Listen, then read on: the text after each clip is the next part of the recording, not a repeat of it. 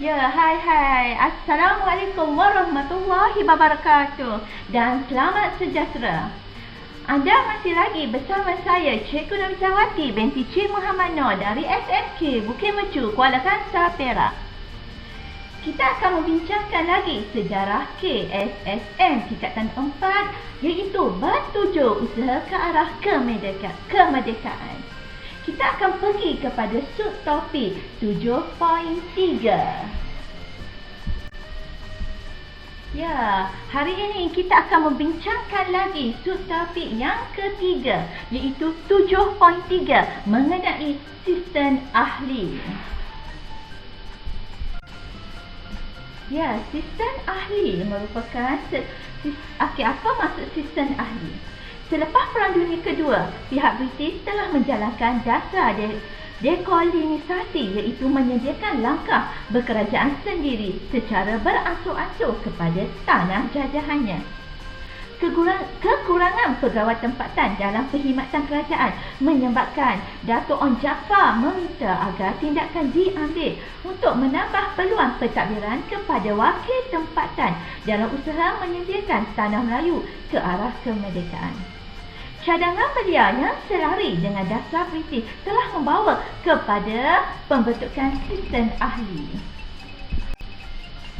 Ya, kita pergi kepada topik yang kecil iaitu pembentukan sistem ahli. Pembentukan sistem ahli iaitu pada tahun 1951, Sir Hendrik Gunning iaitu Pesuruhanjaya Tinggi British telah mengumumkan Senara Agonta sistem ahli. Sistem ahli ini merupakan sistem yang melatih penduduk tempatan menerajui pentadbiran Persekutuan Tanah Melayu. Seterusnya, beberapa orang anggota Majlis Perundangan Persekutuan MPP yang telah diberikan tanggungjawab terhadap beberapa jabatan dan agensi kerajaan. Malahan, sistem ahli ini memberikan latihan kepada penduduk tempatan yang berkaitan dengan pentadbiran negeri sebelum British memberikan kemerdekaan. Sistem ahli ini juga dilaksanakan pada bulan April iaitu pada tahun 1951 hingga bulan Jun 1955 iaitu sebelum pilihan raya MPP yang telah diadakan pada bulan Julai 1955. Oleh itu, terdapat 3 portfolio yang kekal di bawah pentadbiran British. Yang pertama adalah hal ehwal ekonomi. Yang kedua, perindustrian dan perhubungan sosial. Yang ketiga, perumahan dan kerja raya.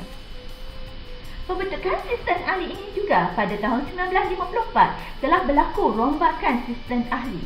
Beberapa portfolio baru telah diwujudkan dan dijawat oleh warga negara Persekutuan Tanah Melayu yang telah menjadi anggota MPP. Okey, baiklah, slide yang seterusnya mengenai senarai ahli ya. Baiklah, terdapat senarai ahli-ahli terdiri daripada yang pertama, Dato' Onn Jaafar merupakan ahli hal ehwal dalam negeri. Yang kedua, EEC Teresa Singham iaitu merupakan ahli pelajaran. Yang ketiga, Lee Tian Ken merupakan ahli kesihatan. Yang keempat, Tengku Yaakob Ibn Sultan Abdul Hamid merupakan ahli pertanian dan perhutanan. Ahli yang seterusnya ialah merupakan Datuk Mahmud Mat merupakan ahli tanah, lombon dan perhubungan. Ahli yang seterusnya iaitu yang bernama Datuk Ni Ahmad Kamil merupakan ahli kerajaan tempatan, perumahan dan perancangan bandar 1954. Ahli yang kedua yang terakhir, H.S. Lee merupakan ahli pengangkutan iaitu 1954. Yang terakhir merupakan Datuk Ismail Abdul Rahman merupakan ahli hasil bumi 1954. Okey, kita pergi kepada subtopik yang kecil iaitu mengenai ciri-ciri sistem ahli. Ciri-ciri sistem ahli terdapat ada 5 ciri. Ciri yang pertama, ahli bertaraf menteri dan bertanggungjawab menjaga portfolio yang mengandungi jabatan dan agensi kerajaan. Yang kedua, ahli dilantik oleh Pesuruhanjaya Tinggi British dengan persetujuan Majlis Raja-Raja. Yang ketiga, ahli bertanggungjawab mencadangkan undang-undang yang berkaitan dengan jabatannya untuk dibentangkan dalam MPP. Ciri yang keempat merupakan ahli diletakkan di bawah kuasa Pesuruhanjaya Tinggi. Ciri yang terakhir ialah ciri sistem ahli adalah satu sistem kabinet bayangan yang terdiri daripada beberapa pegawai tadbir dan tokoh masyarakat.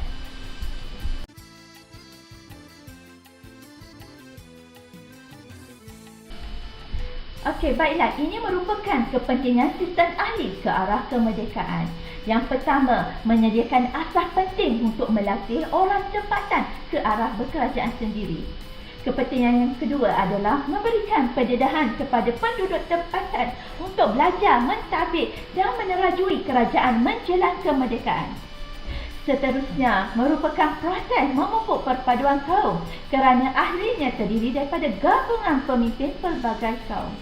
Kepentingan yang terakhir adalah menentukan kemerdekaan yang diperoleh mendapat sokongan seluruh penduduk Persekutuan Tanah Melayu.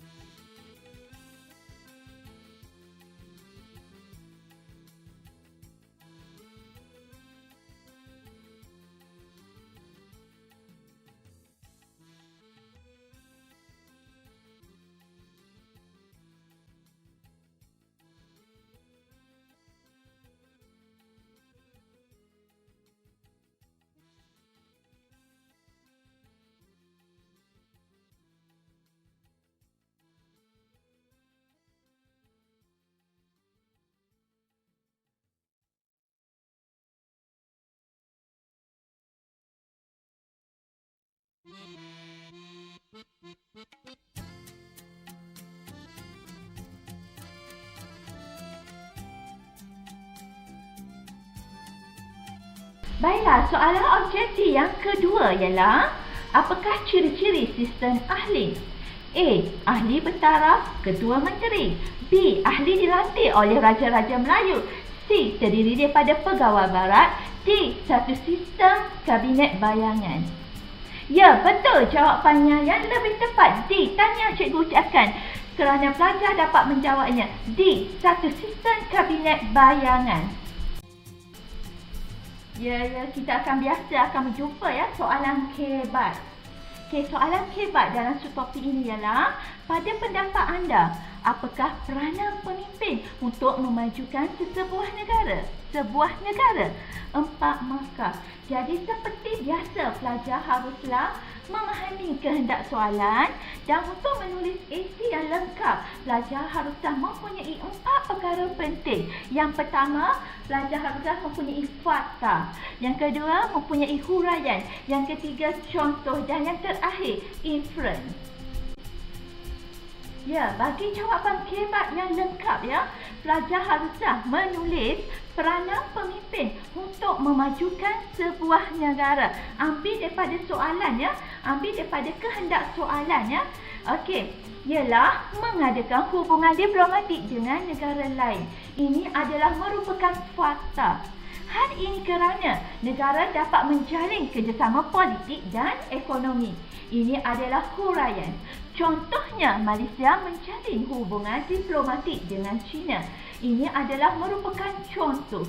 Kesimpulannya, hubungan diplomatik ini dapat meningkatkan ekonomi negara kita. Ini adalah inference. Pelajar haruslah menulis dalam bentuk esei yang lengkap. Okey, jadi soalan fakta mewakili 1 markah, huraian 1 markah, contoh 1 markah, inference 1 markah. Jika pelajar mempunyai 4 perkara ini, pelajar akan memperolehi markah penuh 4 markah. Okey, baiklah, itu saja daripada saya untuk topik 7.3 sistem ahli. Baiklah, kita akan jumpa lagi dalam topik yang seterusnya. Assalamualaikum dan terima kasih.